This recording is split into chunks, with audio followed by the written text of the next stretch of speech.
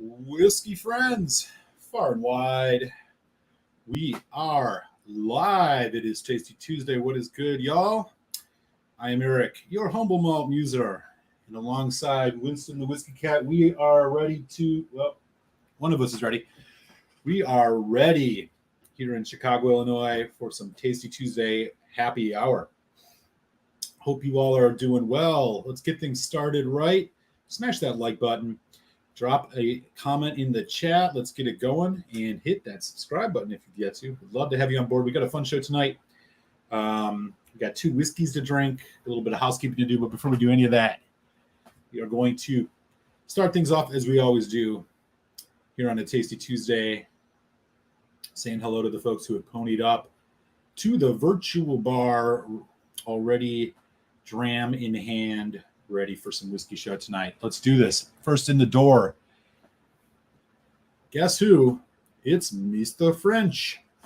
Howdy one and all. It's cool here in Duluth. So some Pete is right up my alley. Hope you guys and gals are doing well. Back at you, Mr. French. Central California. Hope you are staying safe. All the fires going on. Donner Pass Whiskey is in the house. What's up, buddy? He's at work, so he's going to catch the replay later. Well, cheers to you, man. Again, hope you and yours are staying safe out there in California. Seems like everywhere's got something going on these days. Jupiter, Florida's in the house. Mr. Gerbic, hello. Happy Tuesday to you, sir. Is it strange that I've never had this dram? If you're talking about the one we're talking about tonight, I don't know. Maybe a little. It depends if it's your style or not. Well, we'll see if it becomes a dram that you're going to be trying later tonight. After we get into it. Okay, yeah. Los Angeles, City of Angels, SoCal's in the house, Mr. James Chang. Hello, sir. Great to see you. Daniel H. is in the house as well. East Tejas. Never had Ardbeg 10. That's wild, he says. There's our other good friend out in LA, Cohen. What's up? Greetings, Muser and the Mongrels. Great to see you. Quad Cities, Illinois. Just across the farmland from me. Chris S. holding it down. What's up, buddy? Cheers. Rob MC's in the house. What's up, Rob? Texas. Let me know if I'm wrong about that. I won't get it wrong again, I promise. Did y'all hear about the rum-finished Octomore OBA? I did. I think I saw something on Instagram about that. I'm in. I'm in for any Octomore, really. As long as the price is right. I'm sure it's going to be a lot. I didn't catch if there was an age statement on it, though. I had someone send me an article about it, released 2017. Oh, that I didn't know.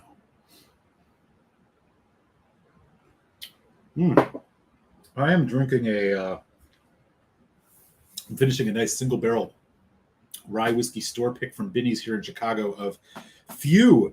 Few is a distillery up in Evanston, Illinois, just north of Chicago.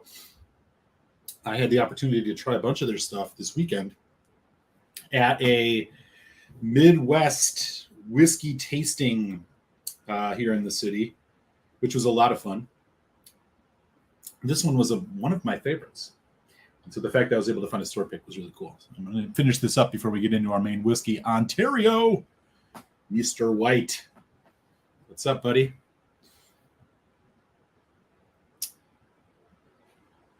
PA, my bad. Rob's in PA. My former stomping ground. Good to have you in. Rob in PA. I'm going to remember that. Ardbeg, people still buy it. That's a good question. Apparently so. And apparently often. All right, y'all. We got 7 folks in. Let me set things up. So first and foremost, as I mentioned to you all last week, it's that time of year. We are at the second of 3 whiskey sample raffles. As I mentioned last week, to this week will be the big reveal, so to speak, of the whiskeys I'm going to include in that raffle for samples. You can get in on that. We will announce the winners in a week or two on the show. All you got to do is join and support the show on Patreon. Link is in the chat. Any amount you can afford to support the show is welcome. There will be 3 winners in the whiskey sample raffle, of course. And let me just share a little bit about what whiskeys are going to be part of this sample raffle. So if you end up in 3rd place, you are going to get a sample of the Ben Romick Contrast Peat Smoke Sherry Cask Matured. One of my favorite whiskeys I've had so far this year. I'm eager to share this with folks. 3rd place, you get that. 2nd place, you will get this. You will also get a sample of the Ardbeg AD 0721 number 4. Really, really solid. First Ardbeg I've had. Delicious stuff. Excited to share that. And of course, in 1st place, if you win 1st place of the sample raffle, the Ben Romick, the Ardbeg, and a sample of, I can lift this heavy ass thing, Bunnahabhain 25. So those are the whiskeys. I'll share this again later on today on the show. Those are the whiskeys. All you got to do is be a Patreon supporter. It is a way for me to show appreciation for you guys who are able to go above and beyond to keep the show going. I super appreciate y'all. Again, link is in the chat if you want to join. In addition to that, of course, there are exclusive reviews, just like the one that dropped this weekend for Patreons of the Balvenie Ton 15095. And you get early access to things among others. So with that out of the way, again, check out that link. If you want to join and support the show, you'll automatically be entered in the whiskey raffle for samples. Northern Ireland is in the house. How are things with you, sir? Things are well over here. Good to see Whiskey Straight Al hanging out. Going to a Swiffer and Pappy tasting tonight. I hope to get a Swiffer full proof. Nice, man. That sounds like a lot of fun. Hit that up. Good stuff. All right, y'all. We got 12 folks in. Let's get into this. We got the housekeeping out of the way. Oh, whiskey review dropping this Friday. Glen Farkless, 15 years old. Patreons, you'll have that in your inbox first thing tomorrow morning. And it'll be posted live for the public on Friday. Okay. All that out of the way. This week, after a week where we did something really special last week, every once in a while, I think it is important for, whiskey reviewers, and really just those of us who enjoy single malt Scotch as a hobby, to revisit some of the classics and see how they're holding up these days. And I have 2 of them. One is going to be our featured whiskey tonight. It is already in the glass. Ardbeg, 10 years old single malt Scotch. Later in the show, we will be doing a Glen, Scotia Victoriana. So we'll be checking that out as well. So why Ardbeg 10? Why now? Well, as I believe Cohen alluded to, Ardbeg, is there a more divisive distillery in Scotch? Macallan, maybe? Dalmore? I feel like Ardbeg has been climbing the ranks of divisiveness for quite some time and may have reached the apex of that list now. And I think this is mostly centered on the fact that they've been putting out what I think most of us who have been following it for a couple of years now has been subpar annual releases. Their committee releases have always been okay, but way too pricey. But the limited releases, I think, for the most part, have been disappointments. I myself have not bought nor will be buying the Ardbeg Ardcore, which is the fancy new Festival release. The limited edition is already on shelves here in the U.S. I'm not planning on buying it, and I have not heard great things about it. But to be completely candid, they have been really missing the mark for quite some time on these, lack of a better word, maybe gimmicky, at least limited releases. The Scorch limited release was not great. The Black was not great. We can go on and on for the last couple of years at least. So, Ardbeg, it has its fans, but when it comes to the core range, I think they have always, for the most part, been consistent and delivered a quality dram. This in particular, the 10-year-old, the Ugadal, and the Corey Vrecken. Ugadal, one of my favorite whiskeys of all time. Of late, there has been plenty of chatter that even the Ardbeg 10 has finally started taking a turn for the worse, which is very, very disappointing to hear. And we're going to test one out tonight and just see how it is. I don't have an old one to compare it to, but I think this is one of my favorite whiskeys ever. And so I think giving this a nice tasting tonight, we'll be able to see if, at least in this case, this is a pretty new bottle. We're starting to notice a decrease in quality. So we're going to check it out. And, generally, I think, again, core, just these core range classic malts, the ones that got you into Scotch, the ones that excited you, they're fun to go back to every once in a while. And so we're going to do that tonight. Here is the tail of the tape on the Ardbeg 10 years old. Here on the box, it says the ultimate Islay single malt Scotch whiskey. It is bottled at 46% ABV, righteous. It is non-chill filtered, says so right here. And in the midst of all the marketing fluff on the back, they tell you a bit about Ardbeg, its peatiness and smokiness, its general heritage. And there's a big paragraph about why they don't chill filter. But missing on here is anything about natural color. Now we're going to examine this thoroughly and make sure we don't miss it if they say it. It's got some writing on the inside of here, including Sporty the dog. Nothing on here about natural color. It doesn't say so anywhere on this box. Okay, we know that. Let's check out this fresh bottle. Okay, nothing on the back. Does say non-chill filtered, 46% on the front, nothing about natural color. So, we got an age statement. We have non-chill filtered. We have 46%. All fantastic. The fact that it doesn't say it's natural colored is mildly concerning. And I don't recall, maybe somebody in the chat who has an older bottle of these could tell us if it ever said it on some of the previous iterations.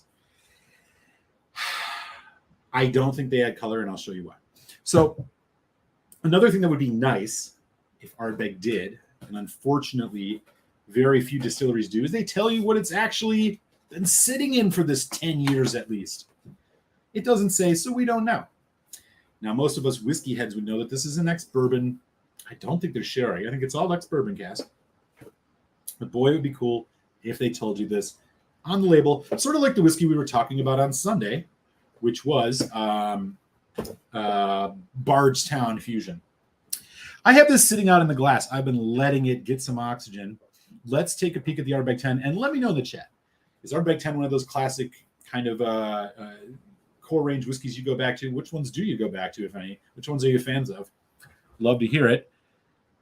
If they've put colorant in this, I would be quite surprised, but I do not think they have. Okay, so for those who just joined Salanch, we are about to dive in with some Ardbeg 10 years old. Be sure to check out the beginning of the video. I will mention it again at the bottom, but we announced the samples for the next Patreon whiskey raffle, which includes the winner getting a Bunnahabhain 25 sample. I'm going to drop that out there. Okay, so heavily peated Islay single malt Scotch. One last thing I'll mention before we dive on into this fantastic, hopefully still fantastic whiskey. I think about a year ago I did or maybe 2 years ago now, I did a comparison of the big three 10-year-old single malt Scotches from Islay. Ardbeg 10, Port Charlotte 10, Laphroaig 10. Ardbeg 10 was my winner, and I gave it a very healthy 4.25 out of 5 score. Let's see if it holds up to that now. Whiskey folks, let's get into it. Ardbeg 10, on the nose.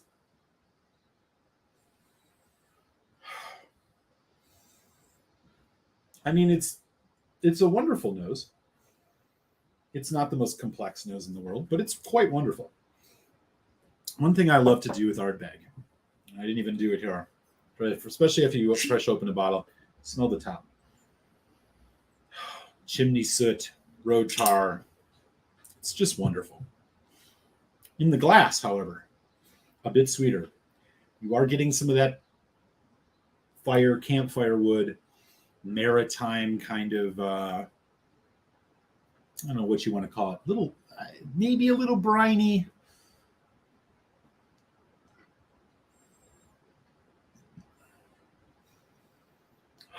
There's again, citrus in the form of like lemon lime.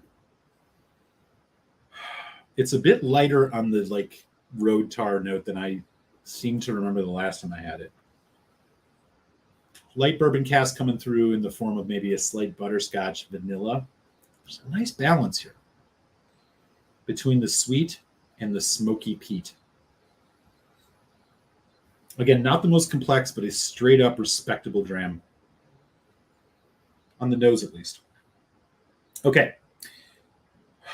It's oily, it's viscous. I'm very eager to taste this. Let's give it a taste and not waste any more time. Cilantro, happy Tasty Tuesday. Ardbeg, 10 years old. Single malt Islay Scotch.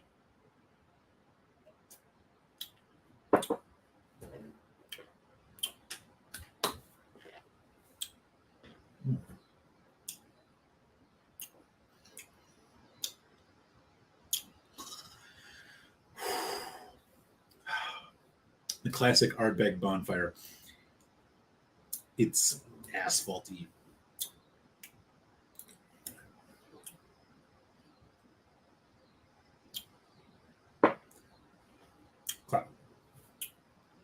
Viscosity is medium. Initially, it's more on the sweet side. Kind of a vanilla, light caramel, slightly butterscotch note, maybe a little bit of toffee. So you got a sweet kind of bourbon cask confectionery element. As it develops, very spicy, very peaty, which shows up on the palate. It's chili pepper, it's wood, fresh cut wood, a lot of effervescence from the peat. Smokiness is there the whole time, cigar ash, chimney soot a little bit, just kind of that black smoke. Development, not super long. It is a 10-year-old whiskey, of course. As it transitions to that finish, hints of dark chocolate, ash, coal fire, fresh cut wood, medium to medium long finish. So really what you're looking at here is a like spicy, oaky, sweet hodgepodge. That chocolate note is kind of nice. It's more of a cocoa powder, dark chocolate note that's hanging around. Pretty nice. Let me do one more neat sip here. Again, that lemon lime is just so strong on this. Now, if you've never had an Islay heavily peated single malt scotch before, do not expect to be picking up the vanilla or the lemon lime quite as much as maybe some of us who've been drinking it for a while have. You are going to smell smoke and intensity. And wood. There's maybe a little bit of a nuttiness, a little almond. Tense.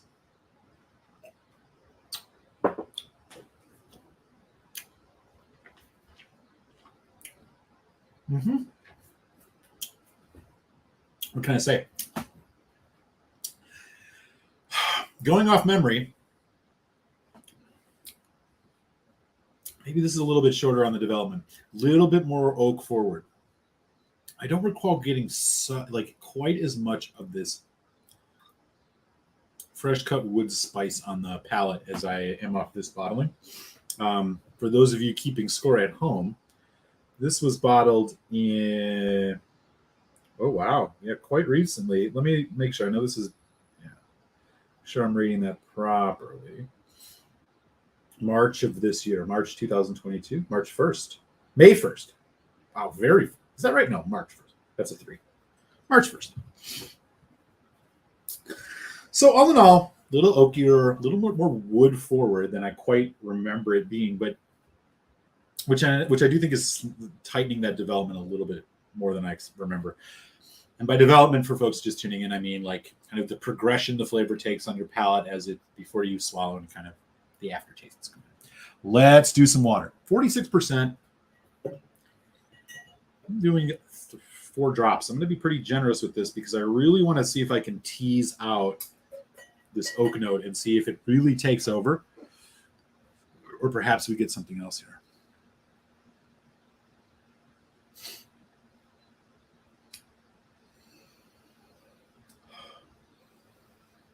Okay, a little woodier on the nose now. Remember, before I was saying it's more of the lemon lime sweetness and the vanilla is coming through a bit more along with the smoke. The oakness is coming through a bit more here. Almost gets it a little bit more of an earthy character. But again, profile is about the same. Sweet, spice, definitely there. Woody, oaky, definitely. There's nothing elegant about this dram. Here we go.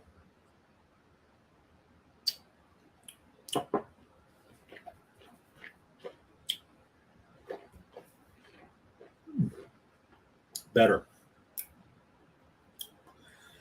Longer development, more lemon lime, more vanilla, more a little bit of toffee, less oak.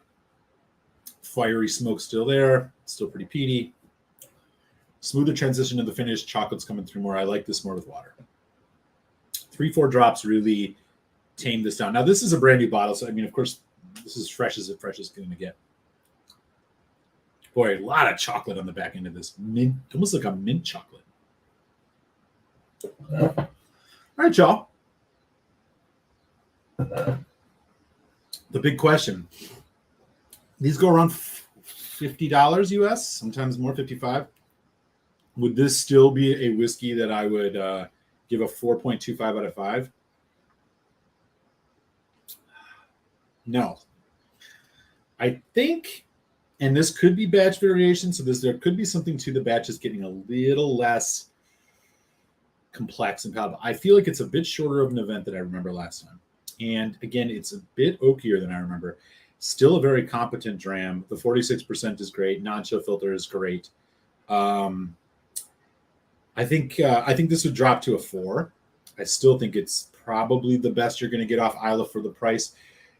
For $20-some more, $25 more, you can get yourself a Port Charlotte 10. Maybe we should do a little head-to-head of those again. I am not going to bother with the Lefroy 10.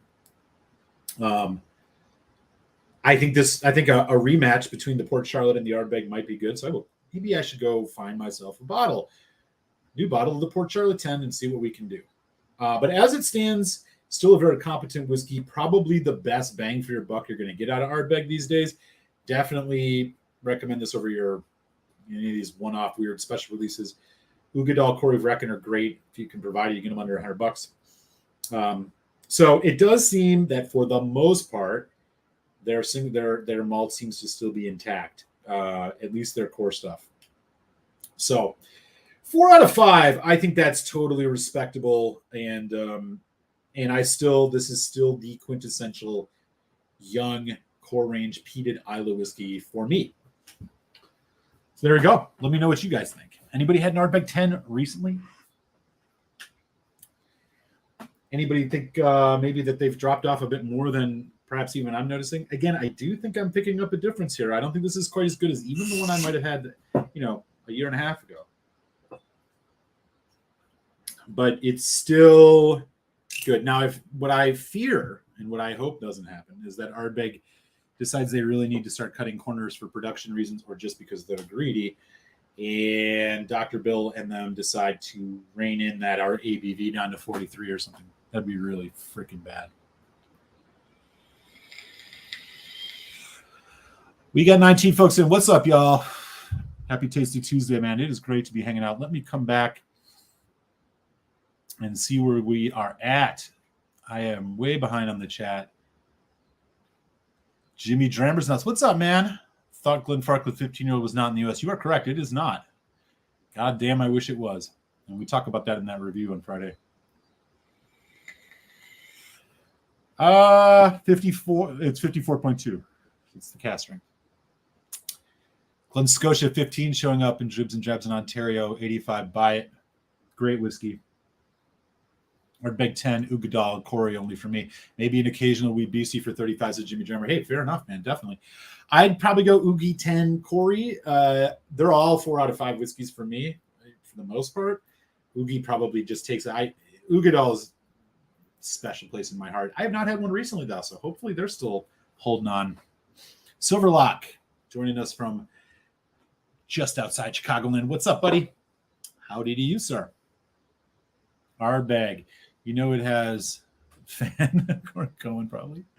You know it has its fans. Yeah, it does. Yeah. I have multiple versions of vintages of the 10-year-old from years gone by. It's never has dropped off for me. Yeah, very fair, man. Very fair. I'm glad to hear it. Yeah, I'm an Ardbeg. I'm a fan of Ardbeg stuff from almost 10 years ago, Bottomless. Fair enough. I haven't bought Ardbeg in the last 18 months. Last one was the Ardbeg. Yeah, that was solid. That was the rye cask one. Young, but not bad.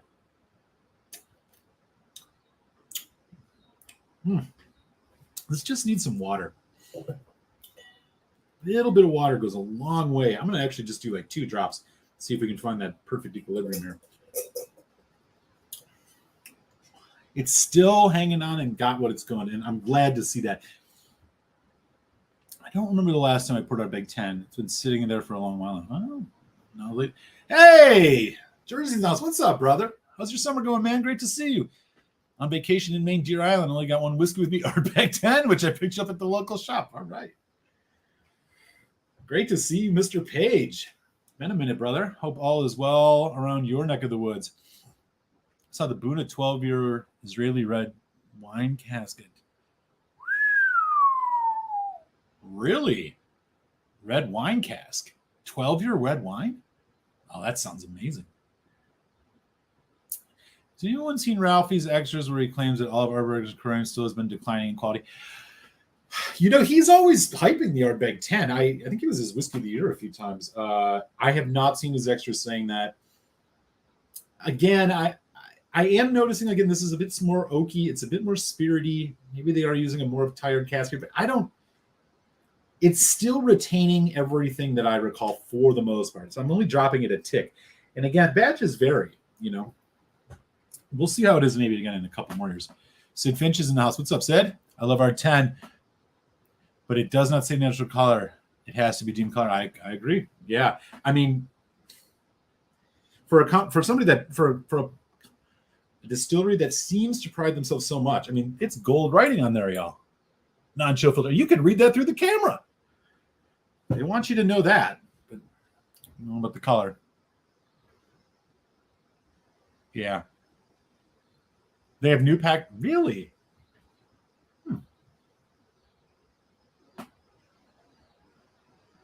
Yeah, we sure do. We sure do. We sure do. Bring on the Victoriana. Yeah, we're going to get to that in a hot minute. 87 in the LA Valley. Half of California. Yeah, I saw that, man. Man, you are not lying. I'm going camping this weekend. Just outside Chicago. And I think this bottle of Ardbeg 10 is going to be coming with me.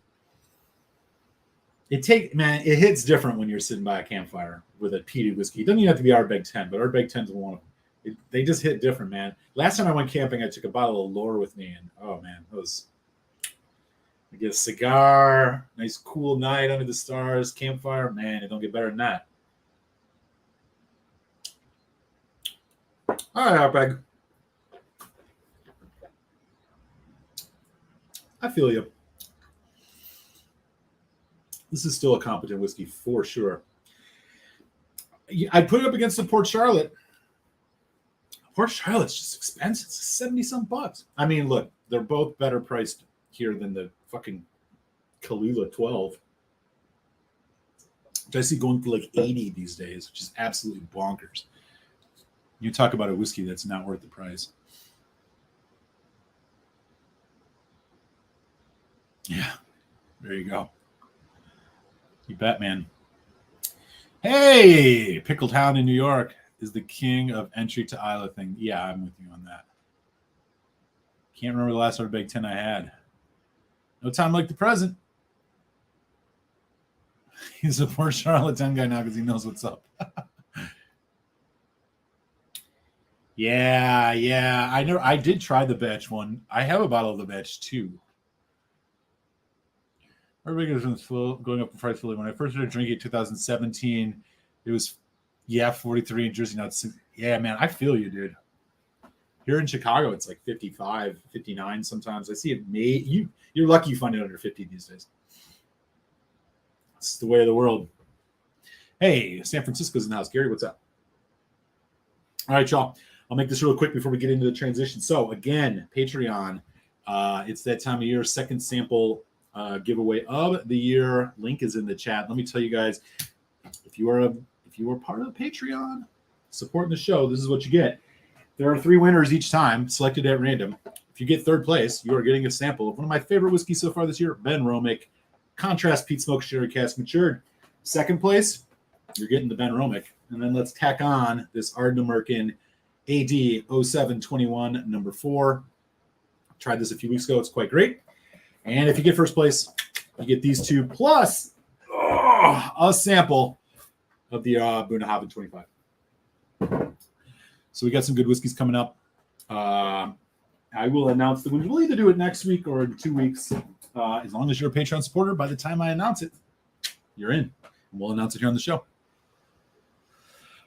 Louis Vuitton Moët Hennessy has been pushing for Ardbeg 10 to become a luxury purchase. Oh, God. That's terrifying. They need to stop. They need to just stop whatever they're doing. They need to just stop whatever they're doing. All right. Let's shift gears here, folks.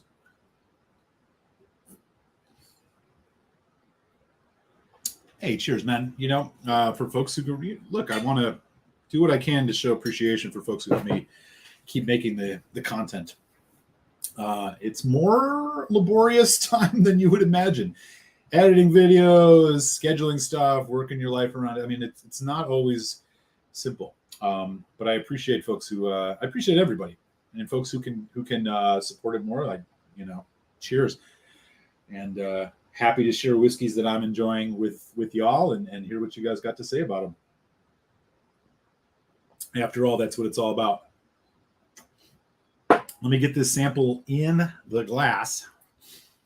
This is a beguiling whiskey if I ever did have one. This was provided to me generously by the one and the only, the most famous man in whiskey YouTube from the west side of Canada, somewhere off the coast of British Columbia, Mr. Foodquig. He has generously provided me a Glen, Scotia, Victoriana 54.2%. I have not had this one before. I'm excited to try it. I don't know anything about this bottle other than the distillery and the ABV. Let me get some stats up on this before we dive in, and I would love to hear in the chat anybody who's had this. As you guys know, Glen Scotia and I have had Glen Scotia has been an integral part of the Malt Muser live shows over the years, from the bottle of Mr. Cloudy, which, by the way, where is it? There it is. Still around, still keeping its famous presence felt. To the Whiskey of the Year a few years back, Glen Scotia 15. I am a huge fan of the distillery for the most part, and have had quite a few different expressions. Let me give you the tail of the tape on this Victoriana. So the Victoriana, first and foremost, I believe is the cask strength version, at least, is one of the only the core range cask strength releases from Glen Scotia. Of course, they come out of the Campbelltown region of Scotland. So they, along with Springbank and Glengyle, who makes Kilcairn, are holding it down around them neck of the woods. So here's what they got to say about this whiskey. It is 54.2. It is a non-age statement. It's finished in 30% PX and 70% heavily charred American oak bourbon cask for 12 months. Okay. I didn't know that. So it's an NAS whiskey. It's got a PX finish. I mean, I was going to say I've had the other one, and this is much darker. Oh, man, Daniel. Cheers for the super chat, brother. Appreciate you, man. Thank you so very much, dude. It means a lot. You the man. Thanks, brother. Sid Finch. I think the danger to Ardbeg 10 may be the introduction of the first of bourbon casks. They seem to erode complexity. Look at Laphroaig. Fair enough. You are not wrong about that, Sid. There was that one in particular, the 16, which, I liked the 16-year-old Laphroaig. But for me personally, I did just feel like that first fill bourbon cask did take a bit away from the star of the show there.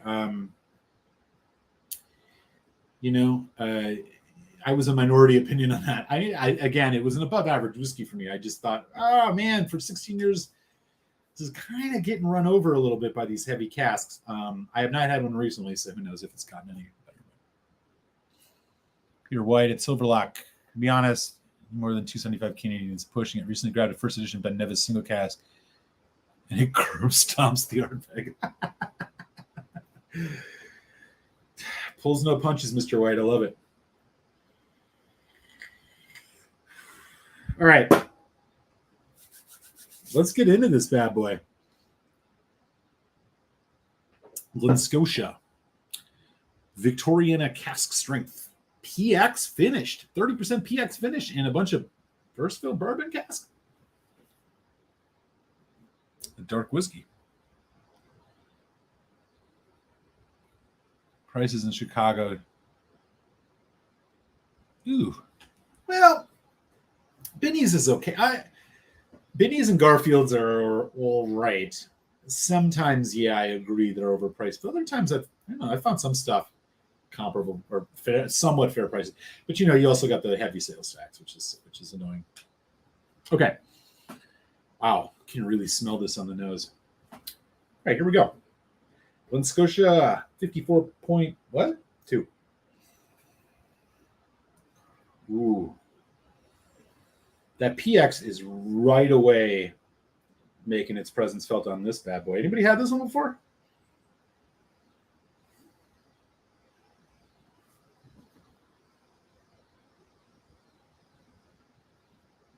It's different. Oh, good to know. The cherry, the cherry candy, cherry licorice, cotton candy almost, strawberry just blasting out of this. Behind it, malt. A little bit of peatiness, perhaps.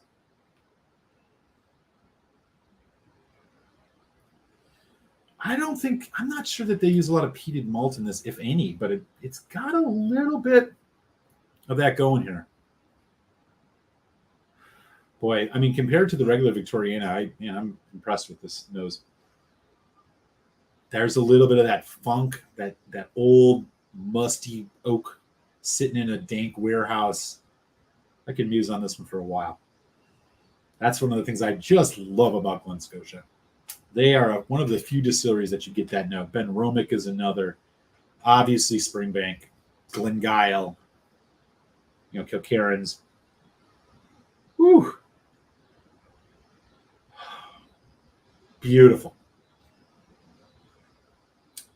Fruity. It is sweet, floral. So a bit of elegance going on there. And a heavy, malty bourbon cask. This is a dense whiskey. All right, here we go. Let's give it a taste. Happy Taste Tuesday, y'all. Glen, Scotia's Victoriana cask strength, 54.2%. Sample from Foodquig, Solange Foodquig. Happy Taste Tuesday, y'all. Here we go.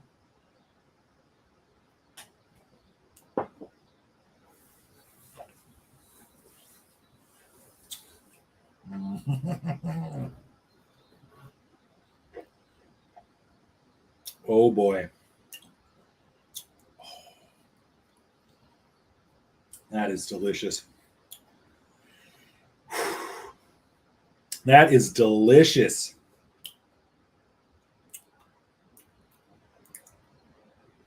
God damn. The PX on this is just intense. There's a lot of PX on this. Pedro Jimenez, sweet, sherried, sweet fortified wine made from Pedro Jimenez grapes. For those who may not know what PX is, I want to make sure I'm always explaining jargon, especially for the newer folks. So, I got to do another neat taste of this, and I'll talk about it.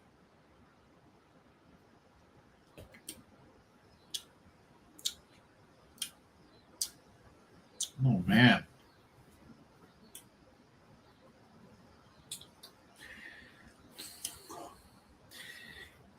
I'm really surprised how much this PX is coming through on the finish. Again, this is a finish, a 70-30 finish. It's a non-aged statement whiskey, which I assume is all an ex-bourbon. They have a 70% of the 12-month finish is bourbon cask, American oak. I think, was it first fill? No, heavily charred American oak, whatever the hell that means. And 30% Pedro Jimenez sherry.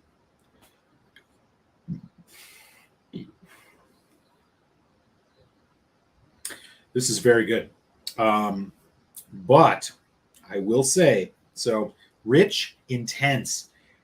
The PX sherry really, really kicks in and dominates the nose, and it's really taking more than the lion's share of the palate here.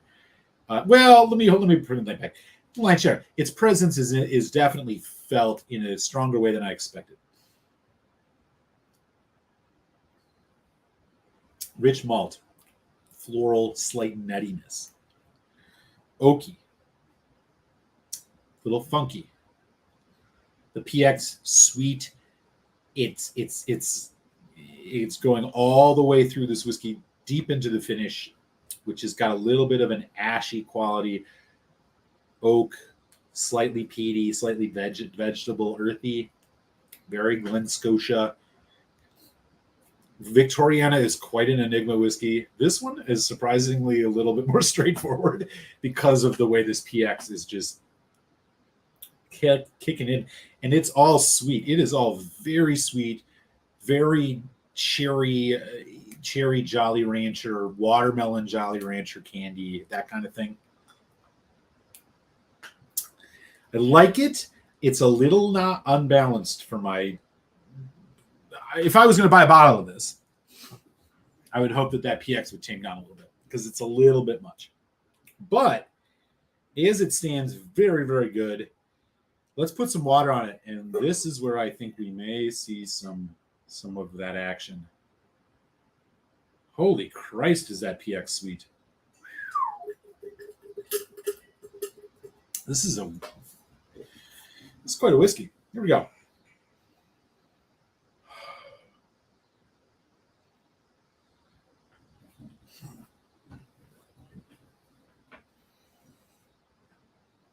Yeah, it's still there, and it's still very strong.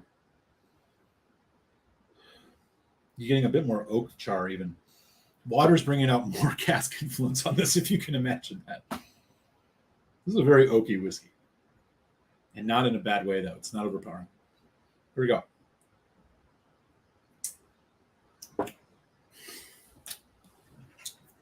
Wow.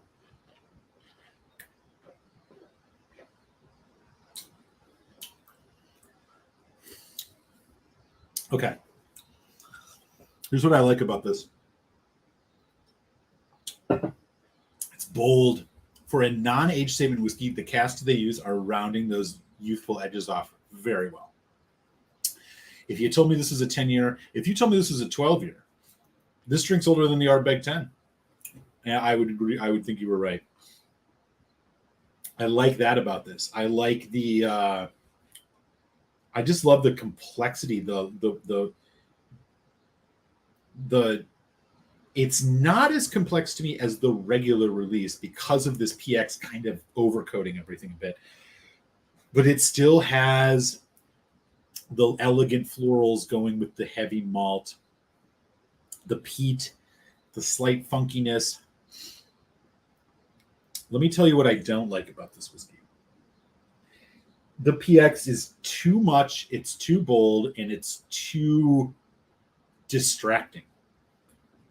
Every time I'm trying to think about and go through my progressions of like searching through the flavors that I'm picking up of the malts and stuff, the PX is just rounding everything off with a sweetness. It's just kind of intrusive. So it's a bit heavy on the PX. Now I'm not. I do love me some Pedro Jimenez finished whiskeys. Lagavulin 12 or Lagavulin Distillers Edition, great example. This one could stand to do less. It's not integrated enough, and that could be in part because we're looking at a quite young whiskey in that maybe 7 to 8 year old range. Who knows?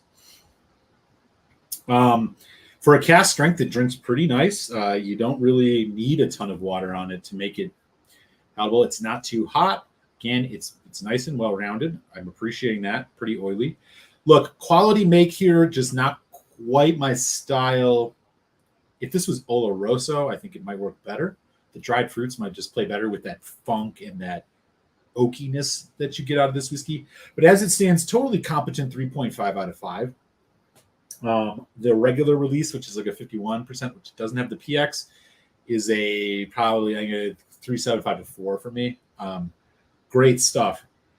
This one just, and I don't know if this is how they all are or if it's just this release. And this goes back to what we were talking about why it would be so great if distilleries would just put the goddamn maturations on their bottles, much like the bourbon I was ranting about on my little impromptu live show on Sunday. Let me just show you guys this. This is Bardstown Bourbon Company, a blender. Look at this. Look at this. Here on the side of it, they tell you percentage of the blend that each cask has, the mash bill of each cask, the age of the whiskey in each cask, and the origin. Would it be that hard to put this on some single malts? I mean, I see a lot of space on Ardbeg 10 right here. We don't need all this fluff. It's already on the box. I mean, or just a sentence that says, this is aged in American oak. This is aged in 20% American oak. You know who's really good about this? Kilchoman. Kilchoman tells you on the back, 15% Sauternes, 80% bourbon, 5% sherry, whatever. But as it stands, very nice. I just find that this PX is too much. I wouldn't want to drink more than 1 dram of this because it's so overpowering for me. In theory, if they were going to do this much of the PX sherry, I would have liked to see them maybe drop this down to like maybe 6 months in the sherry or maybe just do a 20% sherry. The nose is nice. It's just, you know, it gets a little cloying and a little much as it goes through.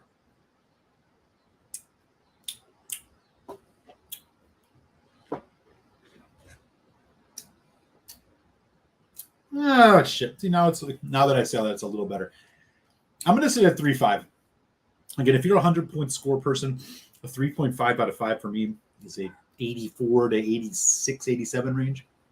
This is more in the 87 range. I don't do precise scores because it's fucking impossible, in my opinion. But 3.5 out of 5 stars is about where this one's going to fall for me. Finish, it's just... Anyways, very fun whiskey. Nice change of pace. I think I would get sick to my stomach drinking it all night because of the PX. But as it stands, look, Glen, Scotia really doesn't do much wrong.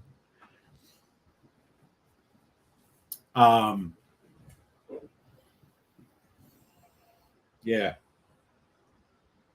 Pretty nice. All right, y'all. Let me know in the chat. Anybody have this one? You think I'm crazy? It's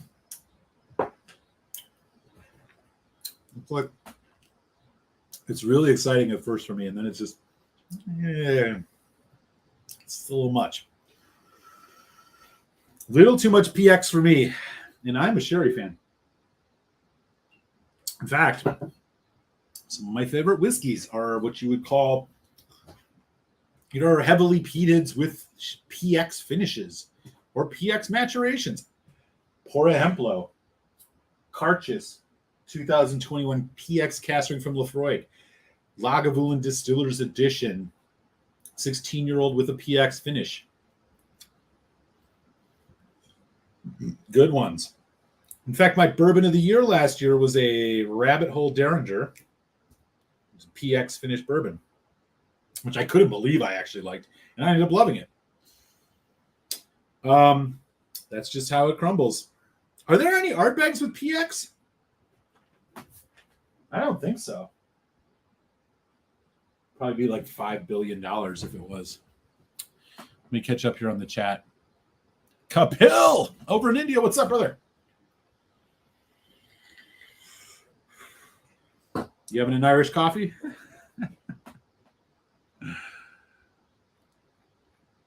Gary. The Malt Festival's rum and tawny port. Whiskey friend Alan loves Victoriana and gave it a great review, says Cohen. So good, right? So much sweeter and more rich flavors in the video. Well, see what I just said. Maybe. Hall of Fame whiskey review are not lying about that. Just crack the Glen with 15. Been on the bar for a year. No sulfur on the nose.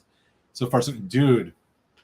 My review on Friday. You should check it out. You'll appreciate it. Coming from someone here in the United States, you can't get that on the shelf.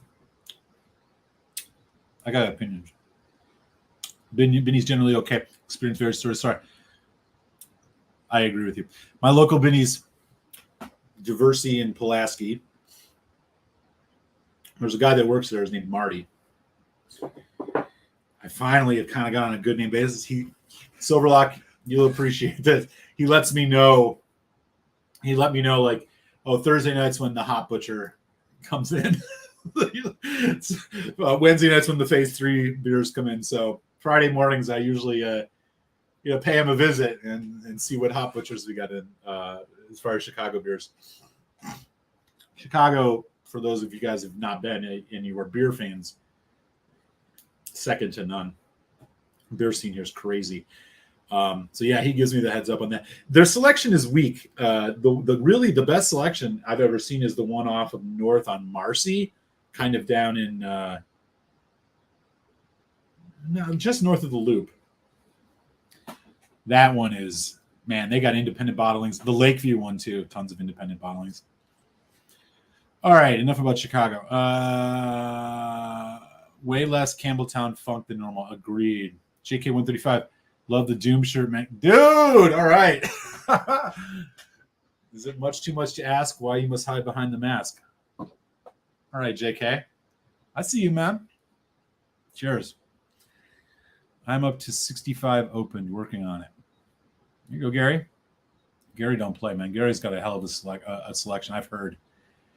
Parchstone does that at 55% of the bottle. Yeah. Dude, right. More info, the better. I can get Victoriana bottles from 80 each, buy it all day at that price. Yeah, I'm with you. Users turning tater for bourbon now. No more spring. Oh, I'm definitely not. I did just get a nice bourbon recently. I think it's the first bourbon I bought in quite some time. Woodford Reserve Batch Proof 2019. 123 proof. This is a good price. Any thoughts on Virginia distilling courage or conviction? You know what?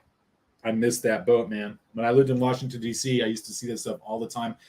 And they had picks at the government store in Virginia. I used to always go over there and get super cheap Elijah Craig barrel proof bottles on release day.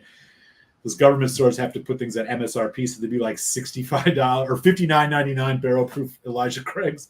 And I'd go to like each, there's like 10 stores in a 5-mile radius, and I would just clean them out. They used to have those. I unfortunately never bought a bottle, but they were getting a lot of attention even then. And this was 2015, 2014. I have not had it. I'm sorry. No, 2016, 2017. I don't see it much here in Chicago. But if I did, I would buy it. I would probably take a flyer on one just because I remember the hype.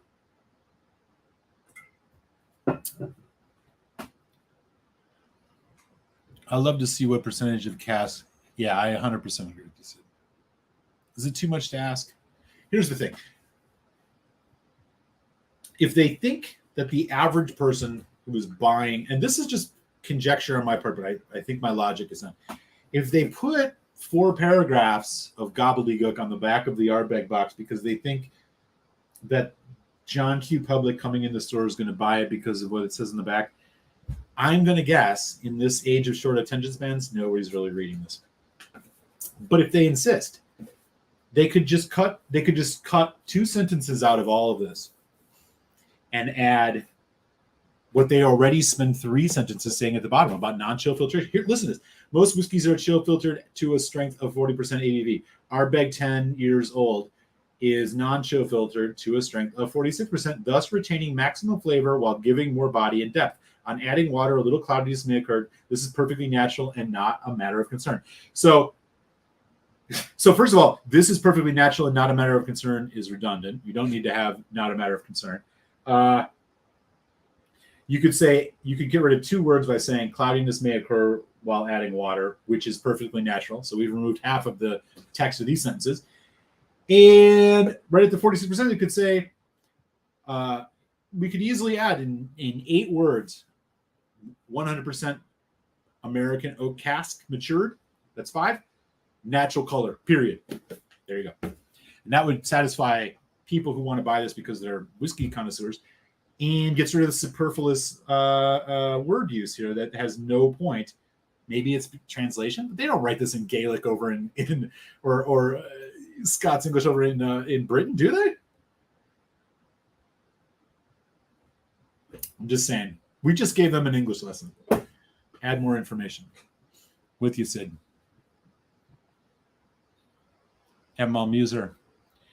You should try and get Glen Scotia back on for another interview. I should. That would be cool. Yeah. For those, if you're new to the channel, many moons ago, I did have the opportunity to interview the master distiller over at Glen Scotia, along with their brand manager. That is in the archive. If you look at the playlist section of the channel, under interviews, I think it's the only one because I'm not exactly running around trying to do interviews, but I did get a chance to meet with them and talk a bit about Glen Scotia, and ask them some questions about this strange bottle I got from a third-party vendor, not from them. Speaking of third-party vendors, remember how I was telling you all I was going to have that Bunnahabhain Festival bottle in time for Bunnahabhain Day? Well, here's what came in the mail today. A long bunch of documents. I wanted to say for context, I'm not going to read all of this. I bought that from a reputable, well, at least I thought reputable, whiskey company over in England back in May. And it's been sitting in customs for months. Well, guess what I got right here? U.S. Customs and Border Enforcement, notice of seizure and information to claimants.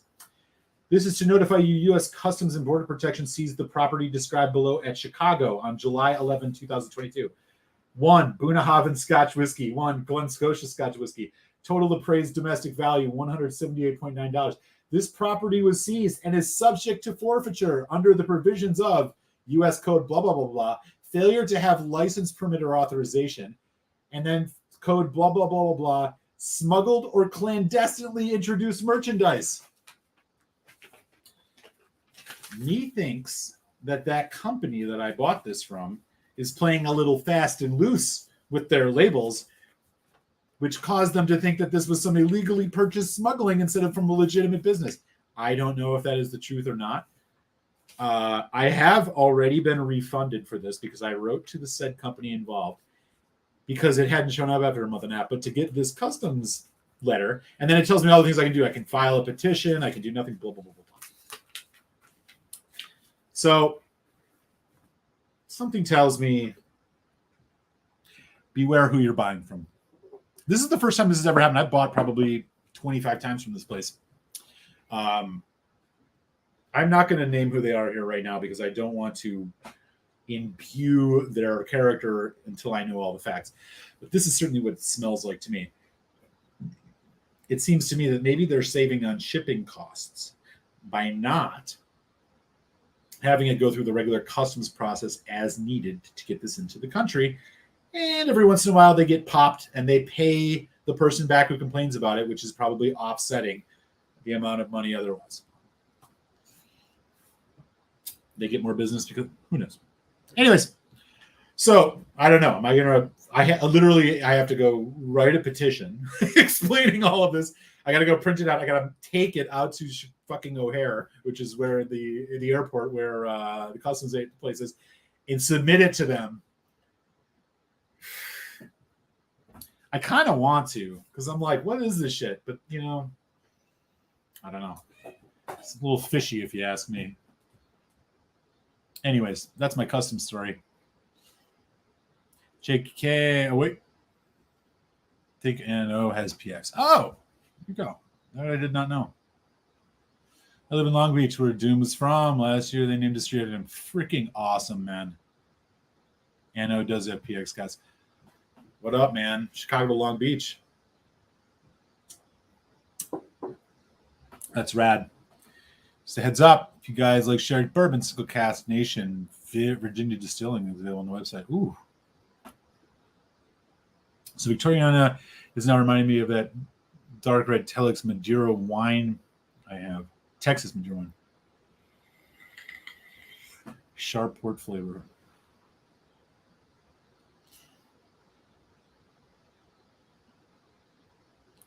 I'm sipping right now, knowing we're my third bottle of sherry finish. Young at Malt Muser. Is that the place where you got the Buna from?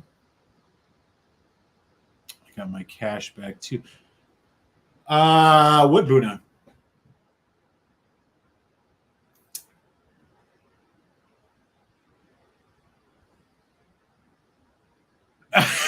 Dude, you're right. I should. I gotta find it. Somebody's got to tell me what that is, man. I bet you there's some choice stuff sitting there.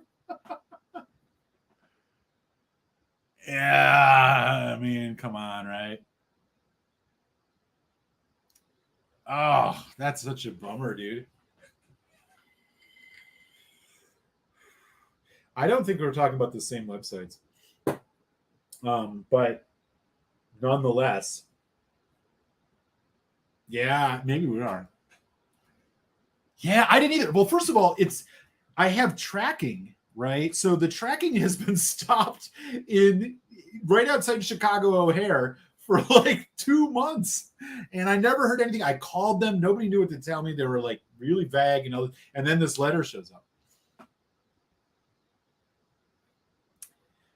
But is it illegal to get it from out of the country? I mean, maybe it is. Maybe it's just they randomly seized it and then decided to pop me for it. I don't know. But like Christ, I've done it so many times. I used to get stuff shipped to me in PA where you can't even buy things at private companies. It's all government stores. I mean, maybe this is just I got popped. And for them, they're like, screw it. We don't care. You know, like they don't get any trouble for it. So they're just like, we'll sell it to as many people as we can. We'll take the hit every once in a while, but whatever. Yeah, maybe that's what it is. At least they refunded me. Anyways, we're heading into the second hour here, which is great. I'm going to finish up this Glen Scotia. Again, just for folks joining or who have been here, just to summarize the show, Ardbeg 10, 4 out of 5.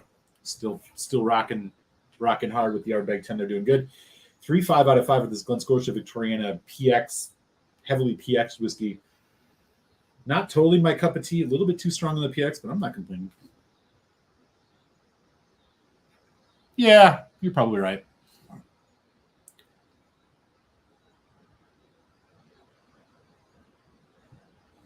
Shit.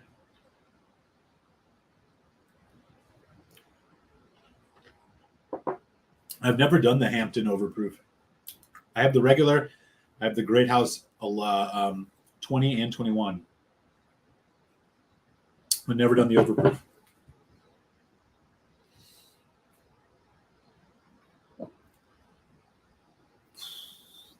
Yeah, I mean, like one of the luxuries about Chicago, I mean, like, you know, Chicago O'Hare is like one of the biggest ports in the world. I mean, as an airport, especially, I mean, like fucking everything comes through there.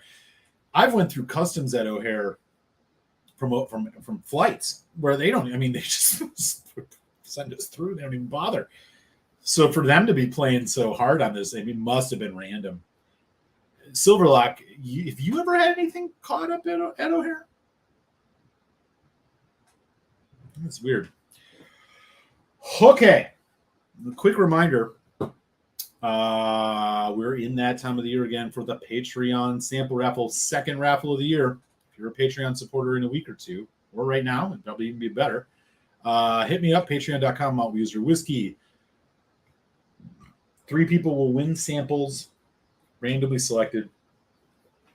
Third place automatically will get a sample mailed to you of the Ben Romick Contrast Peat Smoke Sherry Cask, one of my favorite whiskeys of the year. If you get second place in the random raffle, this will be announced on the show, by the way. Ben Romick, Ardbeg in 0721 Batch 4. Fantastic stuff. And if you get first place, this bad boy. A sample is yours. Bunnahabhain, 25 years old. So we got some good samples. These are some whiskeys I've just been musing on recently. Very excited to share these with some of my good friends on Patreon. So yeah, if you're feeling up for it, support the show here on Patreon. Here is that link in the chat. Never. Yeah. This is my first time for sure. I slept on a bench in O'Hare once because of a snowstorm. That sounds like O'Hare. It's the happiest place on earth if you hate life. Let's just put it that way. Yeah, one of the busiest airports, if not the busiest in the world. And it is just an absolute craziness. And now they're revamping it. This is going to be like they're adding all this stuff. It's going to look amazing in like 5 years. But there's all this construction there. So like you have the typical O'Hare problems even they're like basically compounded. Yeah, that place. The happiest place on earth. Okay. Glen Farkless 15-year-old whiskey, single malt scotch, review dropping Friday. You know my opinions on Glen Farkless. You're going to want to see this. Patreon supporters, check your inbox tomorrow morning. You'll have early access, as you do to all of them. Okay. We've been drinking some peaty whiskey. We did some Ardbeg. We did some Glen Scotia. We need a nice nightcap. Something good. Something that's going to... You know what, actually, I think it's time for... I think it's time to revisit Laphroaig 10 Cask Strength Batch 14. If you've been a fan of the show for a while, you know damn well that I think Laphroaig 10 Cask Strength is the fucking bee's knees. Or the cat's ass. Right? Let's see what Winston the Whiskey Cat thinks of this. Wake up, wake up, wake up. Oh, wait. Oh, no. Okay. I know. He's like, what's that foul stuff? You're not much of a whiskey cat, but you seem to love the cartridges. Okay. Last year, Laphroaig released 2 batches of their 10 cask strength, which is very strange. I hope this doesn't portend a change in maybe putting out more than one a year, because I'll tell you this, the difference between batch 13 and batch 14 of last year is significant. I did a comparison review. Go check it out. But the long and short of it is like, this batch 14 is probably the most disappointing batch of Laphroaig 10 cask strength I've had. But it has been sitting here open for a couple months now. It's non-chill filtered and natural cask strength. We already knew that. Doesn't say what it's aged in either. But I found this to be one of the most basic, one of the more boring releases I think I've ever had of their 10 cask strength. Let's check it out. Has this gotten any better? I believe I gave this like a 3.5. When normally these 10 cask strengths are always 4 or higher for me. Again, they don't say if it's natural color or not. I think it is, but that's what we're looking at.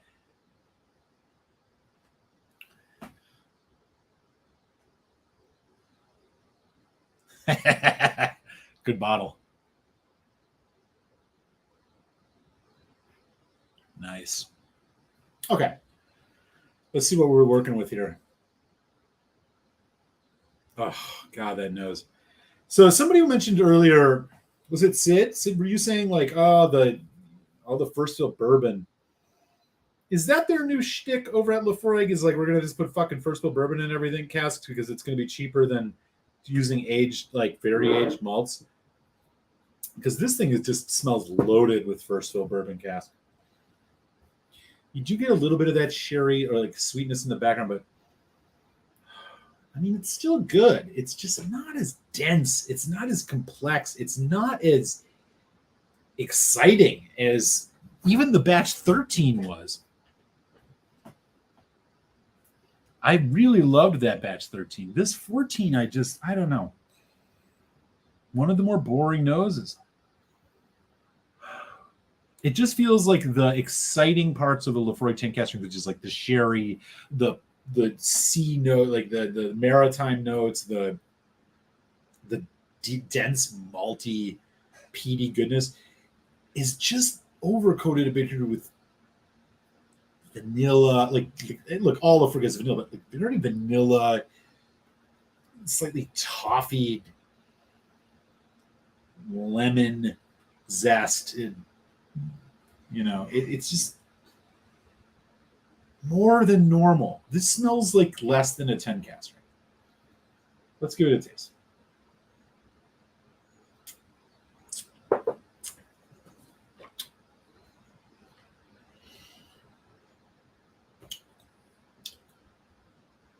What do you want me to say? There's just something wrong with this. Here's what I think it is. What I think Lefroy is trying to do is experiment with putting out 2 batches of this every year. And so I think the first batch they did, batch 13, is the regular high quality stuff. And then they stretched it to put out a 14th batch. This is all bourbon cask. They stretched it and put out another one, knowing people would buy it. But the difference between the two is palpable. This is by far, I would say, the least exciting Lefroy 10 cask I bought. If this was the first one I bought, I would still have been impressed with it. But once you had another one, you'd be like, oh man, what happened? This is just not doing it for me. I mean, maybe I'm in the minority here. I really think this is the test batch. This is the weather balloon, the trial balloon that they're throwing out to see if you're to see how many people will buy 2 of these in a year. And I just think it's either they rush it, they just threw a bunch of it into a first fill bourbon cask. The bourbon notes in this are very strong, and it's taking away from the things that have been good about this: the meatiness, the density, the subtle notes you can pick up through all that intensity. They are just stripped away in favor of a cask-driven iodine, vanilla, lemon, blah. Still a good whiskey? Yes. Better than the Lefroy 10? Absolutely. Worth $90? No. $80? Maybe.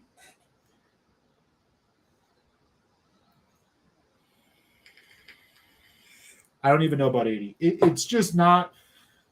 This is a sad omen.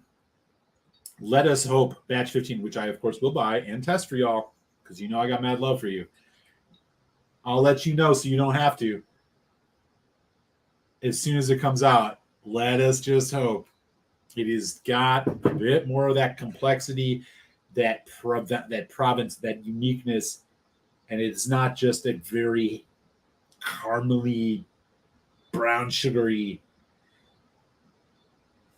I don't know.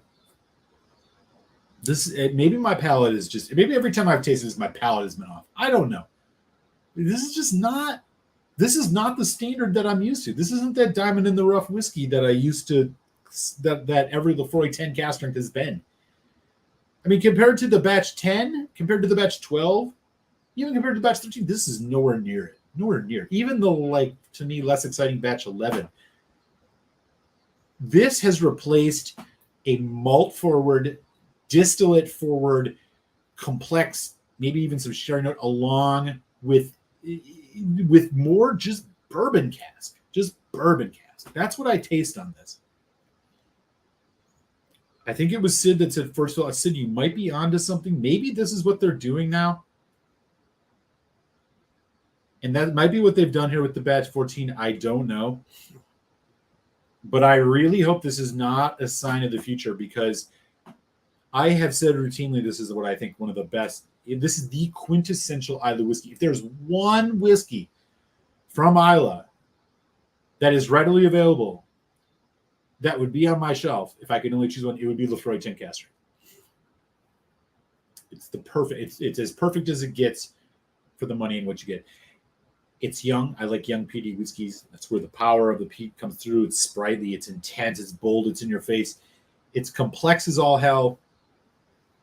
Wonderfully balanced. Wonderfully matured. It is not chill filtered. What else? What else can you ask for these days? But I'm telling you, this batch 14 is shit. Comparatively, still a good whiskey. 80, 86.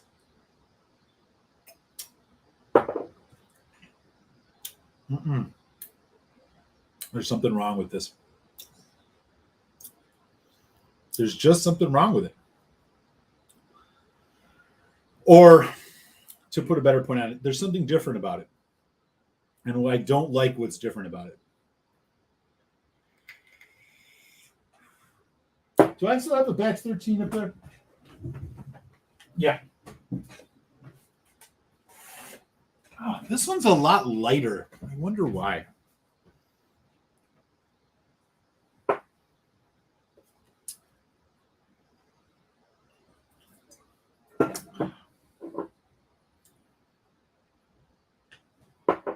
Let's throw a little bit of the batch 13 left. Again, I have a whole video on this. Yeah, I mean, if you want to see what I've been doing since I recorded that video.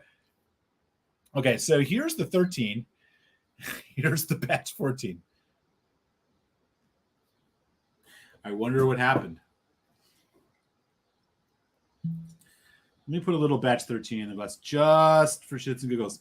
Now, color-wise, again, it doesn't say anything about natural color. So who knows? I think the batch 13 is a little bit lighter. Immediately on the nose. Sherry notes. A little bit of vanilla, but it's in balance. Pineapple, tropical fruit.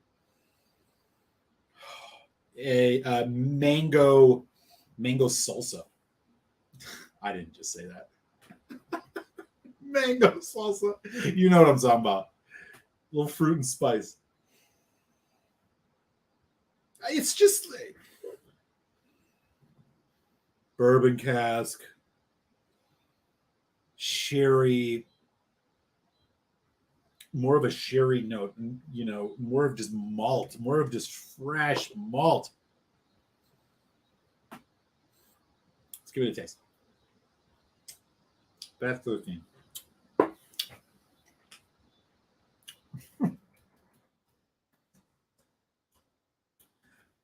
If this is so like this whiskey is in another league. It's in a completely another league.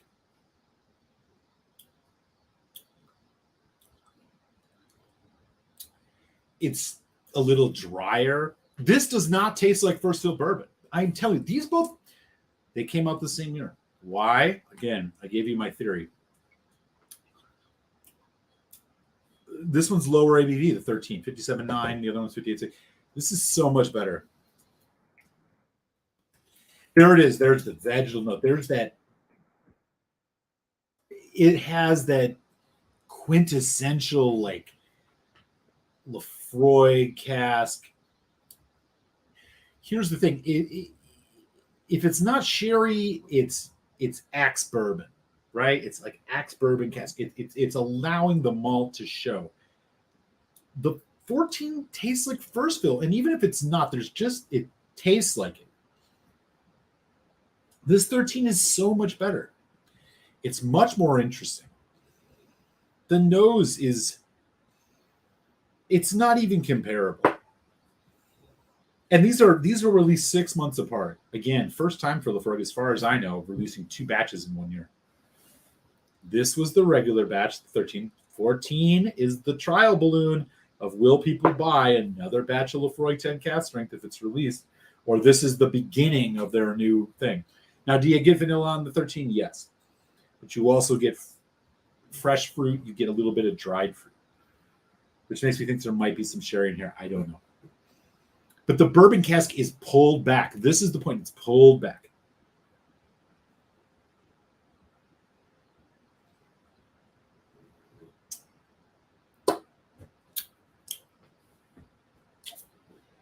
Oh my God.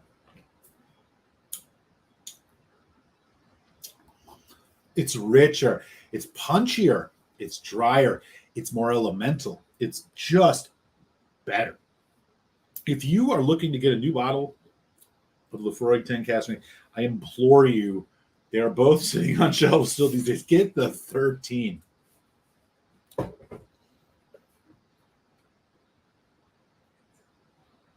It's not the best release of theirs by far, as I'm concerned.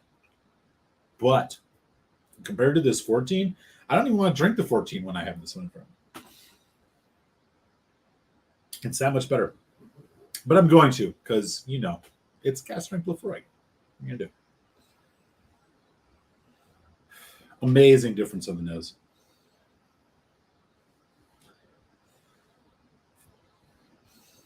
It's just night and day. All right, I'm going to stop ranting about this.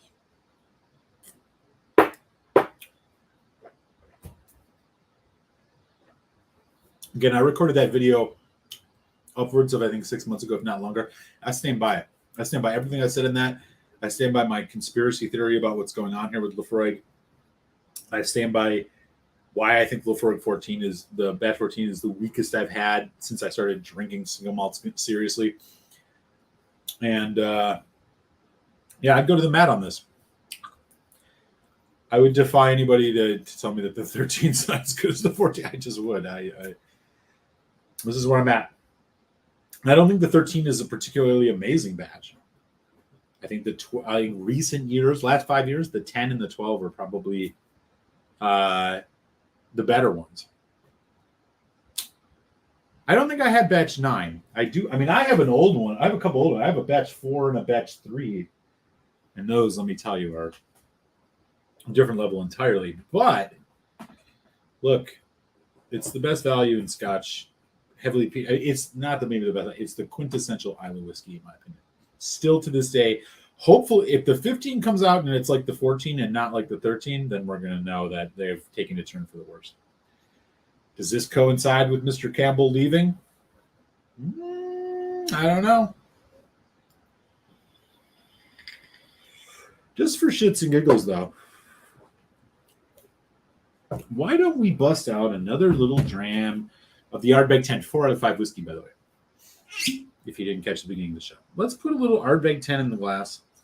Just see how it stands up to the Lafroig 10 cask strength batch 14.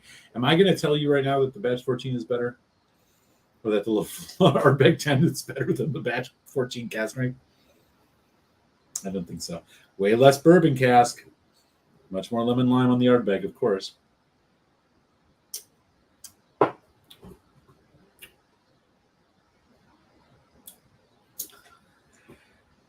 There's just nothing wrong with it. There's just nothing wrong with it.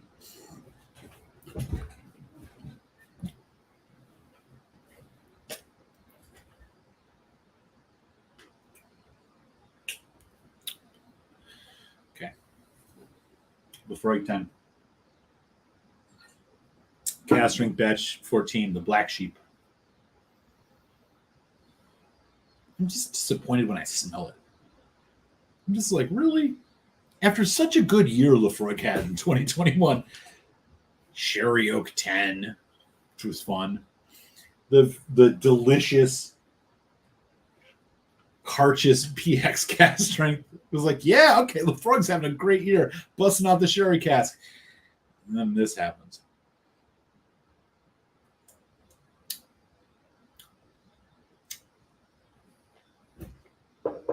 No, I mean,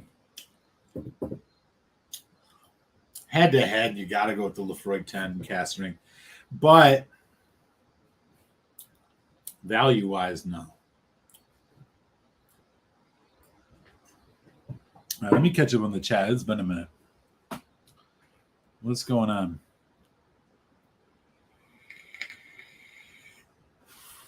Always, brother. Great to see you, and always good to have Daniel in the chat. I don't know. I don't think so. Maybe some have had it. Again, they don't tell you anything. Other than that, it's non-chill filtered, which is nice, and the age statement. They don't say. I think it's all bourbon cask. But I'll tell you, if the 10 drinks like first fill bourbon cask, the others taste like refill. And when it comes to a heavily peated malt like this, to me, give me the refill casks. How's the batch 14? I'll take the warehouse one. I like the warehouse one. Mike Beesnows. What up, Mike? How you doing, man?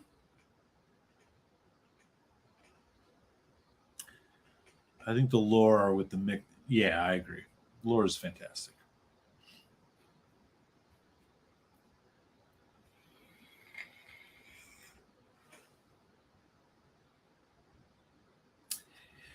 I have not seen it. It was referenced earlier, which is one of the reasons, I hadn't seen that, but I know, like, look, the Ardcore was, I avoided it, and I heard enough about it. I'm done with those. I wanted to revisit an Ardbeg 10. Previously, I would have said 4.25 out of 5. This is still a 4 out of 5. This is a relatively new bottle.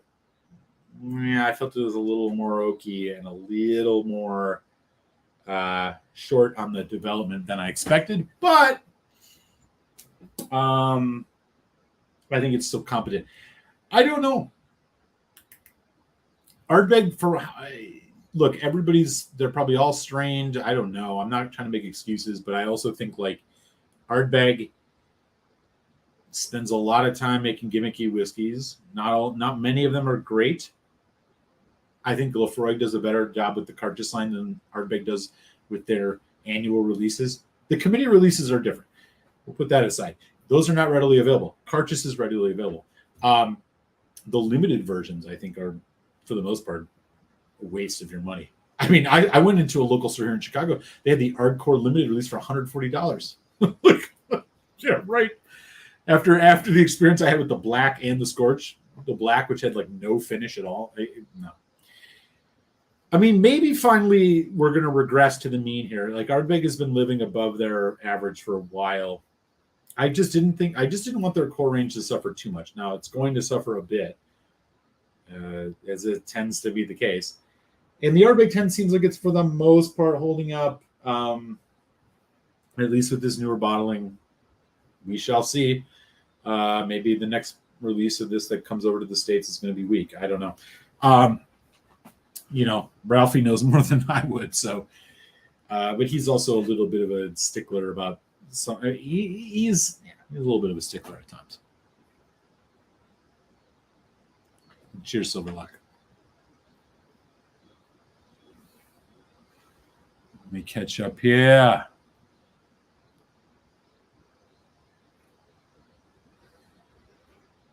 Missed the Ardbeg 10 review. How was it? Yeah.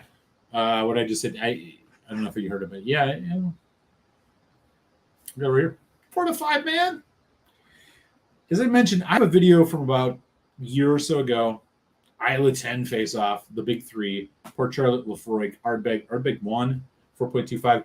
I'm reducing my score in this tasting to a 4. Just still a great whiskey. Price considered, of course, because how do you not?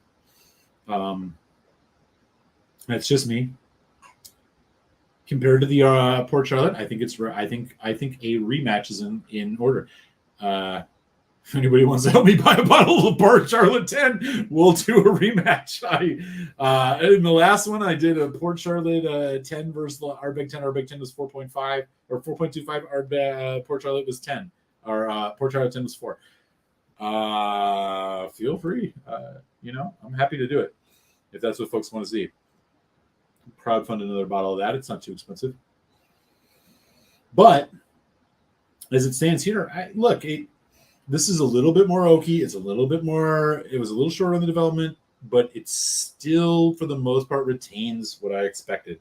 So I didn't reduce the score that much. Maybe I should get another fresh bottle. We'll see. Again, this one was from earlier this year. It was in like March or something. What it was? March? Yeah.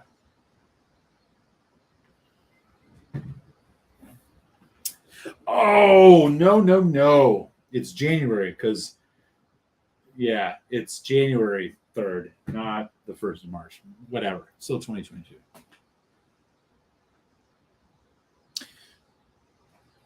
Whiskey Nose. What up, Whiskey Nose?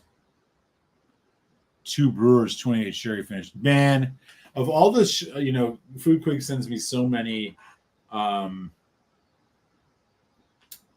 samples of Canadian whiskey. Of all of the distilleries that I've tasted from Canada that you can't get here in the States, 2 Brewers and Macaloni's are the 2 that have been so far the most impressive. So I can only imagine how good that is.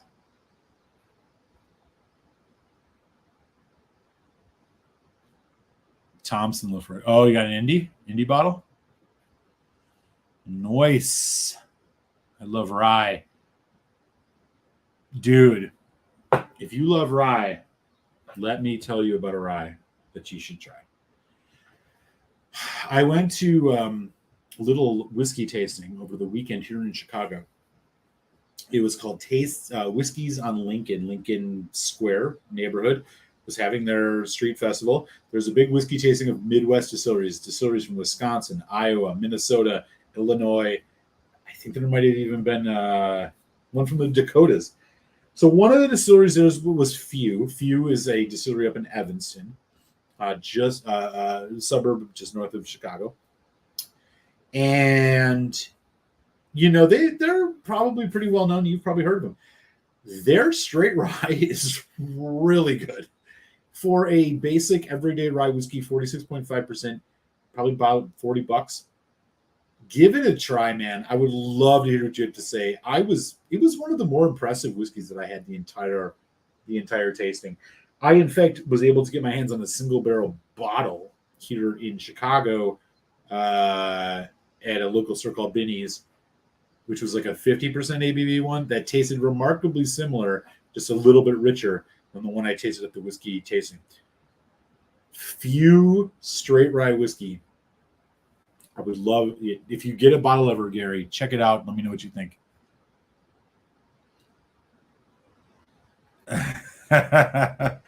Cohen knows what's up with the rum. How about Lechag 10 versus Ardbeg 10? Well, now you're going off the grid, man. I would probably still go Ardbeg 10, but maybe not by much. Lechag 10 is a clear 4 out of 5 whiskey for me. That would be actually a fun comparison. Lafroig 10 is out. Lafroig 10, I'm sorry, but the 43%, their quality is clearly, I'm not buying the Lafroig 10 anymore. Maybe we need to do another 10-year-old Islay or 10-year-old peated face-off where we take the Port Charlotte 10, the Ardbeg 10, and we replace the Lafroig with the Islay, or maybe we do all 4 and we put the Lechag in there. Dude, Lechag 10 don't play. I love Lechag 10. That was in my top 5 whiskeys of the year 1 or 2 years ago. The year I did a review of it. Oh, yeah. Man, I love Ardbeg 10. I'm not going to lie. That sip was really delicious. Okay, y'all. What else we got going on here? There you go. Sagamore. Yeah, Sagamore. Definitely. They're from Michigan. Yeah, they were there too, actually. I tried one of their rye? Yeah, I tried one of their ryes. Yeah, they were good. They were good. Definitely. Westland is so close to being real good. Yeah. Westward, too. Westland, I think, is Seattle. Westward's Portland. I have a bottle of a Westward something. I should do a review of that sooner than later. It's been a while. Baltimore. That's right. Mike B out in MD. All right, y'all. I hope you all enjoyed the show. I'm going to wrap here. It is a school night after all. Every day and Saturday, you know what I'm saying? Again, smash that like on your way out if you haven't yet to. Again, if you want to join on Patreon to be part of the whiskey raffle, sample raffle. Patreon.com/maltmuserwhiskey. Would love to have you as a supporter. You do get access to reviews early. You get exclusive reviews. Just did a Balvenie ton top shelf review this weekend that Patreon supporters got. But Glen Farkless 15 is going to be the review that drops on Friday. So keep your eyes peeled for that. And we will be back here next week on Tasty Tuesday, y'all. Ushering in the month of August, right? I believe. God, year's going by quick.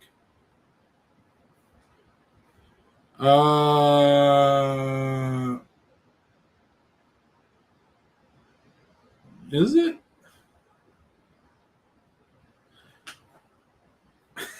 What am I looking for? Oh, yeah, it'll be August 2nd, y'all. There you go. Much love to everybody, man. Appreciate you all. Everybody stay safe, be well. And it's hot in a lot of places. COVID's getting gnarly again. Y'all take care of yous and yours, okay? Much love. Catch you next week.